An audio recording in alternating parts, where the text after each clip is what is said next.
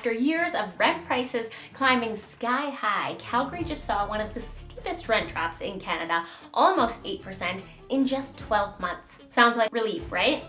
But here's the kicker. CMHC just released a mid-year update, and together with the latest Rentals.ca national report, it paints a very different picture of what's coming next for renters and landlords and investors in Calgary. Let's talk about what's really going on and why this may just be the beginning of a bigger shift. First, big picture. According to Rentals.ca, the average asking rent across Canada in June 2025 was about $2,125. That's down 2.7% year over year, and it marks the 9th straight month of national rent declines. But even those drops were still about 12% higher than where we were 3 years ago. So rents are cooling, but they're still historically elevated. Now, here's where it gets interesting. Not all rental types are following the same patterns. Purpose-built apartments, these are your traditional rental buildings, dropped only 1.1%.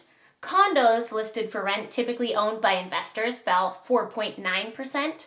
Houses and townhomes took the biggest hit, dropping over 6.5%.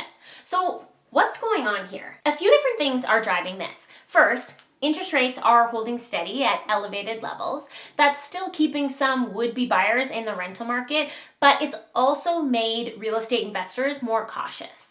So many of them are offloading condos or delaying new listings, which is easing pressure on supply. Second, we've had a big wave of rental construction and completions, especially in Alberta and parts of Ontario and BC. When more units hit the market at once and people have options, prices come down. Third, immigration and interprovincial migration are slowing a bit compared to the peak post-pandemic years. That means demand is no longer sprinting ahead of supply like it was in 2022 and early 2023. So the market's not crashing, it's rebalancing. And right now, the biggest price dips are showing up in the private segments. That's investor-owned condos, houses, and townhomes, because those landlords have to stay competitive to keep tenants.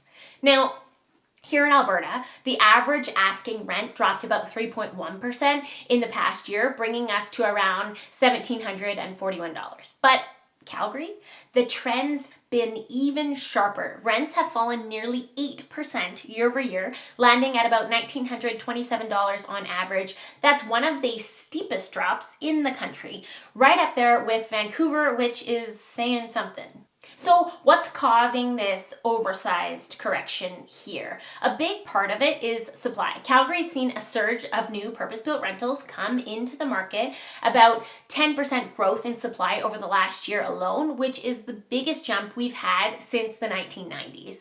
And that flood of inventory, it's hitting just as demand is starting to taper off. Interprovincial migration, remember all those Ontarians moving here in 2023 and 2022 and 2023 has slowed down. So has international immigration into Alberta. And on top of that, some renters are making the move into home ownership, especially those who've been saving during the peak. CMHC's data shows it clearly. Vacancy rates have climbed because all this new supply is outpacing the number of new renters. And landlords, especially those with newer, higher-end units, are starting to offer incentives or drop prices just to stay competitive. It's also worth noting that Alberta saw some of the biggest rent increases during the 2022 to 2024 boom. So this isn't just a dip, it's a correction from an overheated phase. Prices are adjusting to meet the new reality. And here's another dynamic we're seeing. Previously, when sellers couldn't get the price they wanted, many would just list their property as a rental instead. But now, that fallback plan isn't as easy. There's simply more competition out there. With so much new inventory on the market, it's taking longer to find tenants. And in some cases, it's taking months. That changes the math. According to the CMHC 2025 mid-year rental market update, Calgary's purpose-built vacancy rate jumped from 1.4% in 2023 to 4.8% in 2024. And in newer buildings, those built after 2015, it's now up to 7.1%. And it raises a big question. What happens to smaller mom and pop landlords? Those folks who maybe bought a condo or a duplex as a retirement plan or side income. Now they're competing with entire buildings offering leasing incentives, gym, and concierge services. That's a hard battle to win unless your unit really stands out. Now, that's a big shift, and a big part of it comes down to supply. Calgary added about 10% more purpose-built rentals last year. That's the biggest spike we've seen since the 90s. Developers raced to meet demand during the rental surge, and we had cranes all over the skyline. Although I will say, if you've ever been to Dublin, now they have cranes everywhere. We went there a few years back with the band that I play in, and I was absolutely shocked by how many they had packed into such a small area. Here in Calgary, that same kind of growth meant units were getting built faster than the city could absorb them, and the timing didn't help. It's not a crash, but it's a correction. We built for boom time, demand, and now the market is adjusting. CMHC warns this isn't a one-time blip. Vacancy rates are expected to continue rising through the rest of 2025, especially in high-rise buildings and downtown units. Lease-up times are getting longer and turnover is picking up. Now, you might be wondering why I'm going to compare Calgary's rental trends to cities like Toronto, Vancouver, or even Montreal. Well, two big reasons. First, renters are a lot more agile than homeowners. If the market shifts or the cost of living spikes, renters can respond quickly. They can relocate, downsize, or even move provinces if it makes financial sense. So if you're a renter or you're thinking about becoming a landlord, it's important to see how your city stacks up against others. Second, rental markets don't operate in a vacuum. What happens in one major metro tends to ripple across the country, and the news, whether it's from the national outlets or economic forecasts, often focuses on Toronto and Vancouver. So it's smart to understand how Calgary fits into that bigger picture. So with that in mind, here's how the numbers look right now.